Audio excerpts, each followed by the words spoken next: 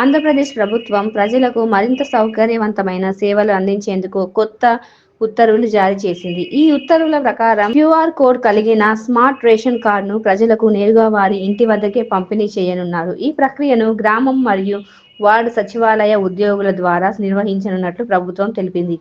ఈ కొత్త విధానం రేషన్ పంపిణీ వ్యవస్థలో పారదర్శకత మరియు సామర్థ్యాన్ని పెంచడమే లక్ష్యంగా ఉంది. ప్రభుత్వం ఇటీవల కొత్త రేషన్ కార్డులను పంపిణీ చేస్తోంది. ఈ కార్డులను గ్రహీతలకు అందజేసే సమయంలో సచివాలయ ఉద్యోగులు బయోమెట్రిక్ ధృవీకరణ లేదా ఆధార్ ఓటీపీ ద్వారా గుర్తింపును నిర్ధారించాల్సి ఉంటుంది. బయోమెట్రిక్ ధృవీకరణలో ఫింగర్ ప్రింట్ ఈ వివరాలను ఒక మొబైల్ యాప్లో ఉద్యోగులు సబ్మిట్ చేయాలని ఉత్తర్వులు పేర్కొన్నారు. ఈ విధానం ద్వారా రేషన్ కార్డు డెలివరీ ప్రక్రియలో ఎలాంటి అవకతవకలు జరగకుండా నిరోధించవచ్చని అధికారులు భావిస్తున్నారు. రేషన్ పంపిణీ దుకాణాల డీలర్లు ఈ ప్రక్రియలో కీలక పాత్ర పోషిస్తారు.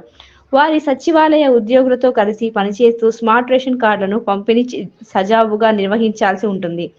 డీలర్లు మరియు ఉద్యోగులు సమన్వయంతో ప్రజలకు ఎటువంటి ఇబ్బంది లేకుండా కార్డులు అందేలా చర్యలు తీసుకోవాలని ప్రభుత్వం ఆదేశించింది. ఈ విధానం ద్వారా గ్రామీణ మరియు పట్టణ ప్రాంతాల్లోని ప్రజలకు రేషన్ సేవలు మరింత సులభతరం కానున్నాయి. ఈ కొత్త విధానం ఆంధ్రప్రదేశ్లో రేషన్ పంపిణీ వ్యవస్థను ఆధునీకరించడంలో ఒక ముఖ్యమైన అడుగుగా నిలుస్తోంది. ప్రజలకు సౌకర్యవంతమైన, వేగమైన సేవలను అందించడం ద్వారా రాష్ట్ర ప్రభుత్వం తమ నిబద్ధతను చాటుకుంటోంది.